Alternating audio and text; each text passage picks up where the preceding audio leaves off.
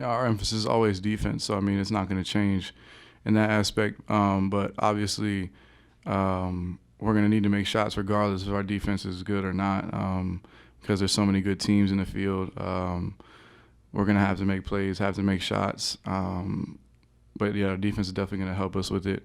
So we're just trying to get as into our shots. We're getting a lot of shots up in practice now, and just trying to get that momentum going into these games. But yeah, we can't really live and die by that three, but our defense is something that we live and die by. So.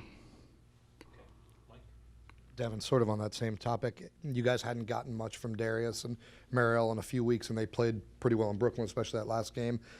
What do they add if those guys can kind of get going here?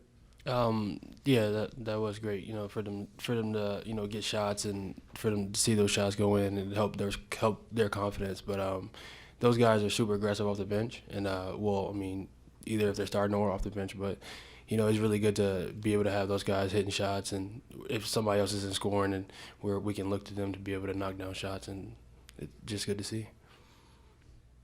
Did Clark Kellogg do you guys any favors by immediately picking UNCW? Is that something you guys would use? It's nothing new. I think they thought we were going to be the first 1 seed to lose with 16 too. So it's nothing new to me for sure. That's what it is. Chris, have either of you ever been to Orlando? No, I've not. I've not been to Orlando. I like California better. Yeah, I spent a lot of time there. Yeah, I got some family down there, and AAU too. So.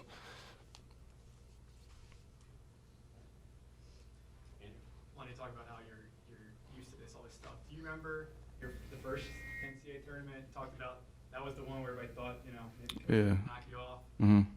In terms of you put yourself kind of in Kyle and Ty's shoes there, like what was that like? Were you nervous there? It was different. The stuff leading up to it, we had an open practice. We had the open media thing before or after our practice. It's a lot of different stuff leading up to it, and then once you get out on the floor, it's kind of the same. It's just a neutral site game, but obviously with that hype around it, it changes. I know I was definitely nervous going into it until you got out there and you played, and you made your first shot, or you got your first foul or something like that. Then you're like, okay, it's still the same thing. So, but yeah, the hype around it is gonna be huge until you get out there and play. And I think I kind of got my first year when we got to Madison Square Garden. It was when I was like, okay, this is crazy, and that kind of shocked me. So, yeah, I don't know how Orlando compares to Madison Square Garden, so hopefully it doesn't scare them too much. So.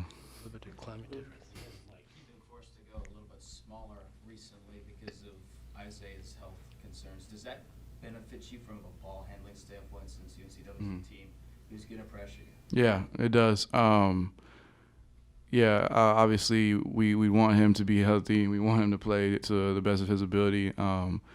But if he can't, or if he is, I think we're gonna play with a lot of guards anyway, just because of who they are, and it definitely will help us to have ball handlers out there. And I think Dev has played more 4 this year than he has ever played in his life. So I think he's now comfortable at the 4, which is good for us.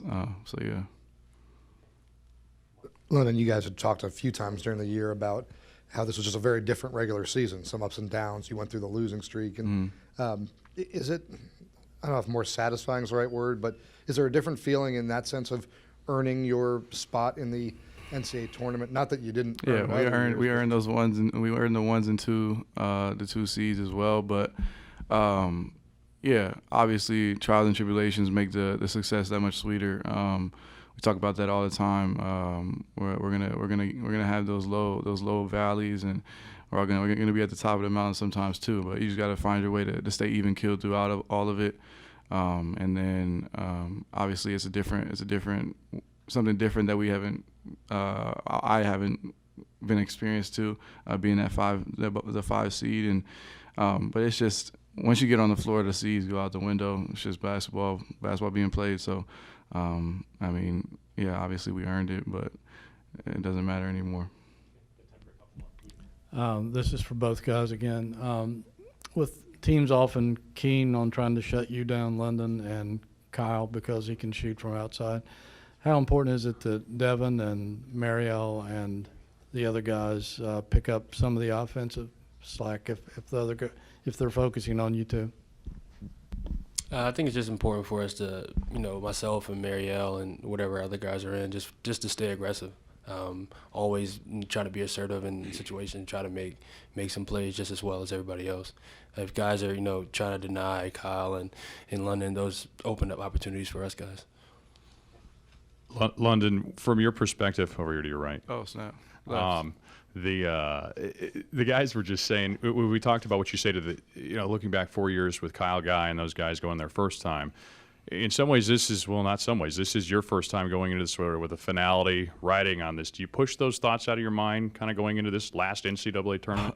You talking about the end of my career, basically? Yeah. Oh, wow. Yeah, right. Thank you. Yeah, let's just talk about that. Yeah, it's hard not to.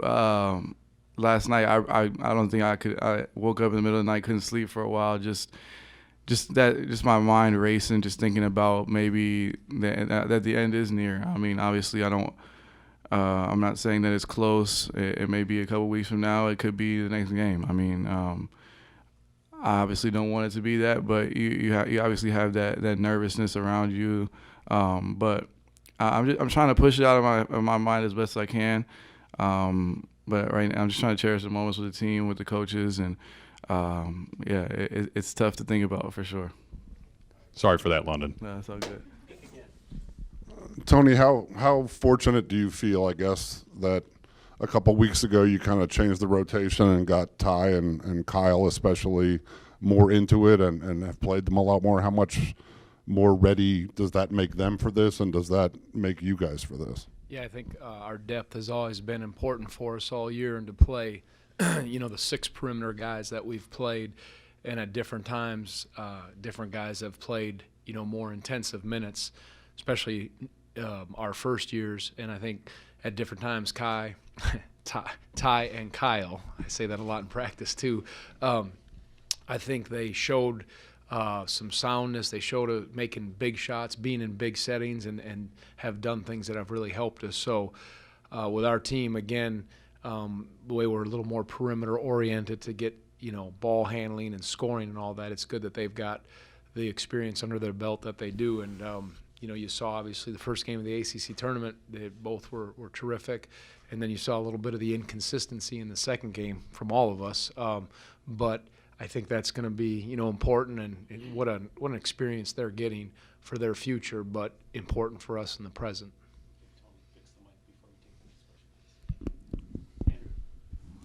Tony, you guys have, I think, 30% of your scoring this year has been from threes, which is, I think, the second most of the teams you've had here. Sometimes you can win with it. Sometimes you could lose with it. In a kind of win or go home situation like this, how challenging is that? How you approach games and kind of waiting to see if that goes your way or not? Well, you have to be who you are, and you can't change so much. It's always about taking care of the ball first offensively and getting good shots. And if we get the rhythm good shots, we have to take the outside shots and hopefully make our share of them. We're not necessarily wired to just pound it inside and do things. Now, can you do some stuff to try to get to the lane off the dribble? And a lot of times that leads to a kick out for 3, but I think you have to try to dance with the one that's brought you there, as we're in the big dance. So I think you have to have the guys have the freedom to be able to shoot the rhythm shots. I know we've probably been shooting a little more in the last half of the year, but I think it's what's available for us. Tony, big picture, and without giving away any trade secrets, you've been to a number of these tournaments. How much have you changed kind of your preparation or how you get ready, or do you do it kind of the way you did it when you start, or have you found, hey, let's not do this, let's change? Has there been anything dramatic? I think there's always tweaks. Every year you find out where you're playing, who you're playing, what your team is like this year, where your team's at experience-wise, physically. All those things come into play, and you make tweaks. But, again, as I said, you are who you are, and you have to prepare to play as well as you can, because if you don't, you're not going to be playing anymore. So we've got 3 days to prepare for a really good team. Obviously, everybody's dangerous and good at this stage, and maybe subtle adjustments, maybe little things you do when you get to the tournament site, but it's still about being ready and, sharpening the things that need to be sharpened. And you always have a growth mindset. Even as you're getting closer to the end, you try to learn from the Notre Dame game and apply it, and then grow from watching, who we're going to play. And that's obviously a team that's a potential or a potent offensive team and really quick. 4 guards, all that stuff. Coach, the Illinois State got left out of the bracket, and their coach came out today with a tweet saying, why don't any of these big schools come play us then?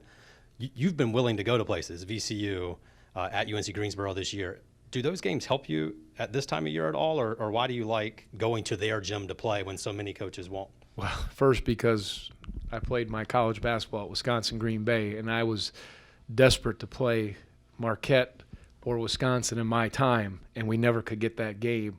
And then I watched my father as a coach when he was at Green Bay and wouldn't get a lot of those games. And then when he got the job at Wisconsin, and he pretty much played everybody. And it's a quality game. And again, now the way it works, it's not so much about, well, they have to be from a BCS. It's just playing quality teams in tough settings. And so it's just my philosophy. Everybody's got a different formula for how they schedule. But I always said, if I'm a head coach, I'm not going to not play teams just because we're in a BCS and they're in more of a, and I don't even know what's a mid-major anymore, or a high mid-major. It's hard. Those lines are gray because teams are just good. But that's that's a good league too, the Missouri Valley. But I just remember as a player, and I said, you can get beat, and we have in those games, but I do think they're good for you. I think if you go on the road, sometimes you play in hostile environments, and you have enough good games to play, high-level games.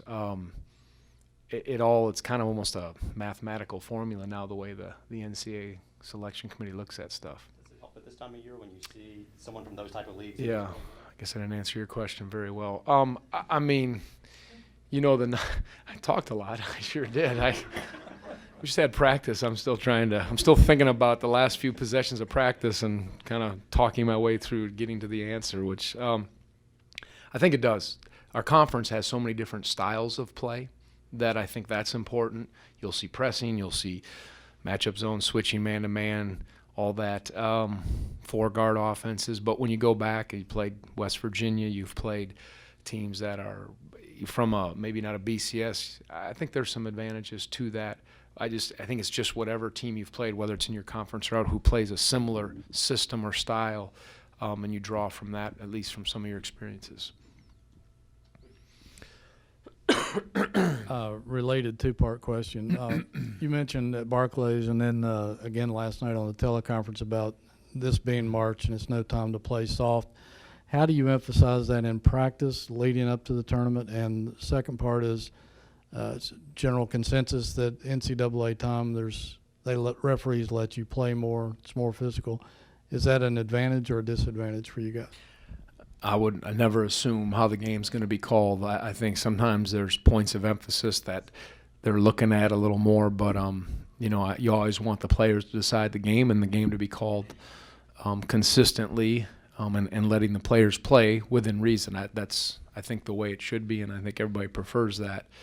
You prepare by practicing as hard as you can and as well as you can leading into this, and that's kind of the mindset. And I was asked the question, having been through this a lot of time, do you maybe make little tweaks, but you have to prepare. You can't just, we made it and we're just going to kind of put our feet up and see what happens. No, we're trying to be as good as we can. No, we're going to go against great quickness, active defense, guys that can do a lot of things, and treat it like any other game and prepare as well as you can with excitement. I said with joy, but with a toughness or hopefully a ruggedness that you're going to need.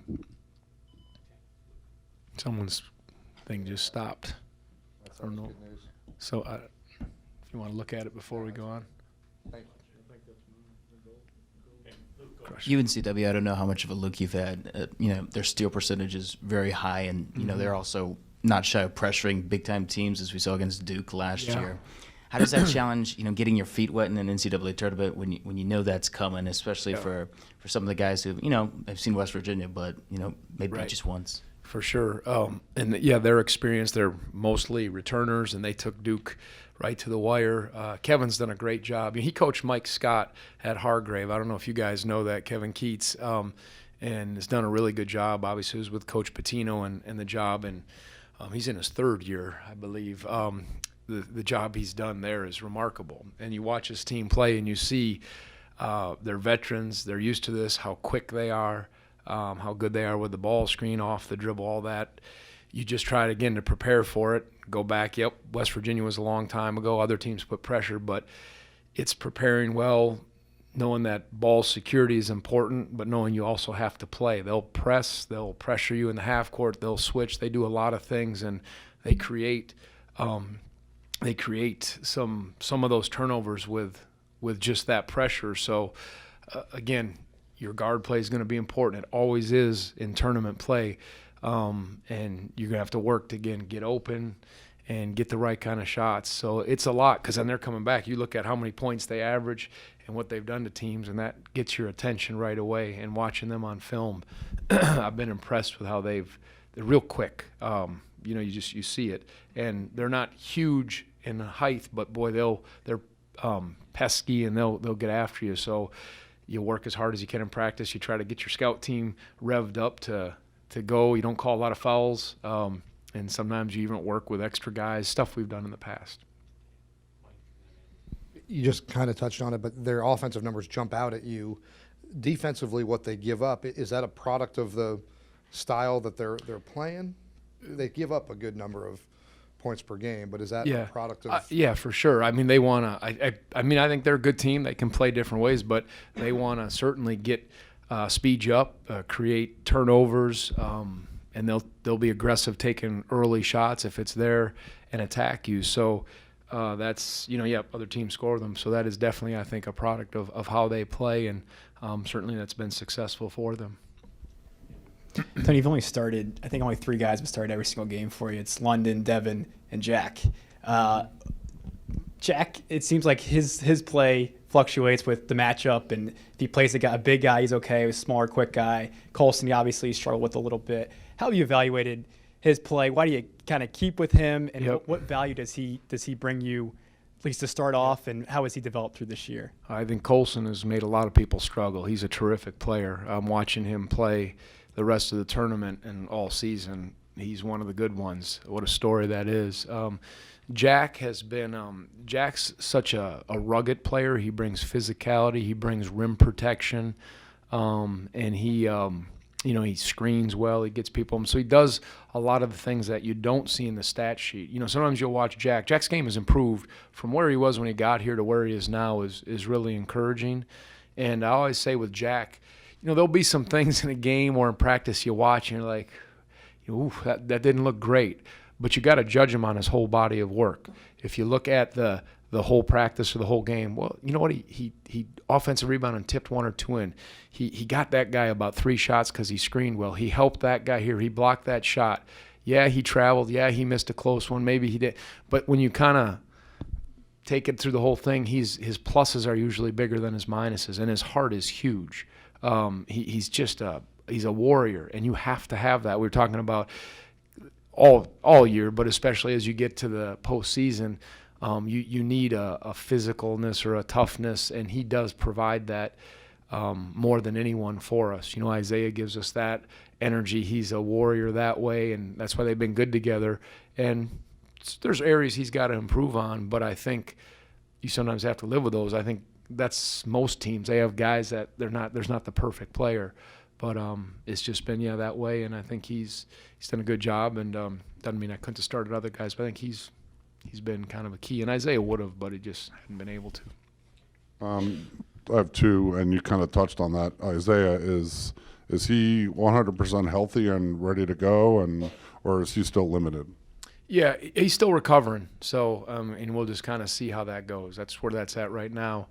And he's such a key. We were just talking about Jack, his spirit, his energy, his experience, all those things are important. So he's still on the mend, and we're I'm keeping my fingers crossed and hopeful for him, and we'll see where that is. That's about all I can say right now on that. And London was in here, London was talking, remembering that when you guys were a 1 seed 4 years ago, some people picked you guys to be the first 1 seed to ever lose. When you were watching the show yesterday, Clark Kellogg immediately picked UNCW. In 2011, Shaka Smart got all the way to the Final Four by finding all the negative stuff and showing it to his team to motivate them before every game. Is that something you do, or you just kind of... I almost think in today's day and age you don't need to. These guys got every tweet, every comment. They're so aware of it. Everybody's putting it in their mind. So, and not that it's wrong. Absolutely, you use motivation. I've used things that I'm not even proud of that I've used that have maybe fueled the fire. And you can only play in rage or, to get revenge. That's good it's got a short shelf life. Then it comes down to, are you ready? Can you last? Can you execute? And it's okay to do that. And I know Shaka. I mean, I know how he motivates. He was smart how he did it, and that wasn't the only thing he did. He prepared his team well, and they played that way. But for sure, 5-12, you hear that, and people will pick. They look at us, they see certain things. At times when we're right, we can really play well and be effective. When we're not right, well, we're very susceptible. And there's no secret to that. And I think a lot of teams, not all teams, but a number of teams are like that. And I think, they know how good the team is we're playing. They've seen what Kevin's done. They saw what they did against Duke last year. And I think all those things are probably why you're getting some of that. But they're aware, and certain things you'll bring to the attention, but I don't think you take it to where this is March. This is the NCAA tournament. You fight to qualify for it, and you got to be ready and excited about it. And it's got to be burning hot in there. If it's not, then probably in the wrong profession or the wrong sport. Tony, when other defenses try to focus on shutting down Kyle and London, how important is it for your other guards to step up, particularly this time of the year? Yeah, I think we talk about our depth, but you do need balance. You need other guys to score.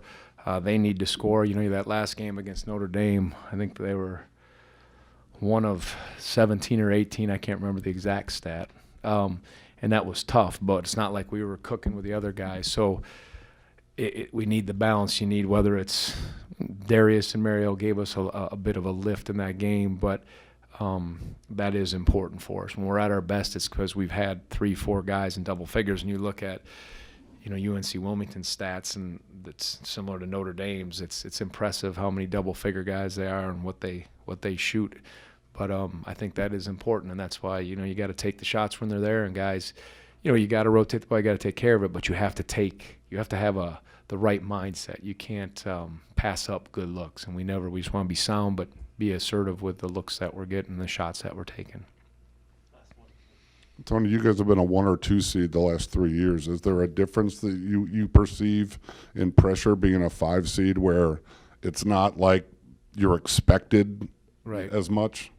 Well, I think we were a 1 or 2 seed because we were a really good team, so that part was nice. And we're a good team, as I said, when we're right.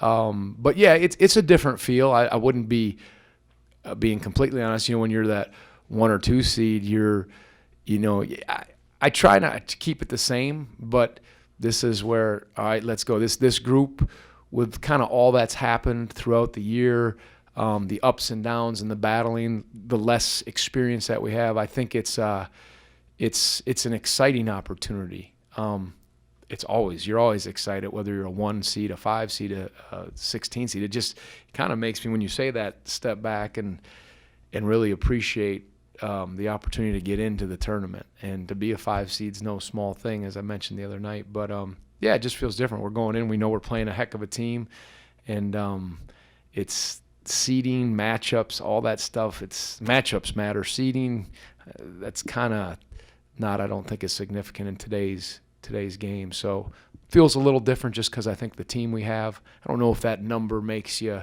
feel, you mentioned, when we were the 1 seed and people were picking us to get knocked off. There's that little process, or that in your mind, like, okay, you got to look at that and say, it's always a chance. It's going to happen probably one of these days. And It did almost happen to us for a while when we played Coastal Carolina.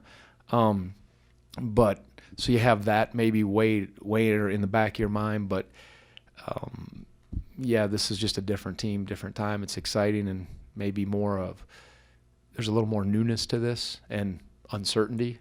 I thought it was a little more certain if we do these things, we're going to probably be in a different – you kind of know the outcome. With this group, we're not quite as sure as you've watched us over the years, which makes for entertainment, I guess, right?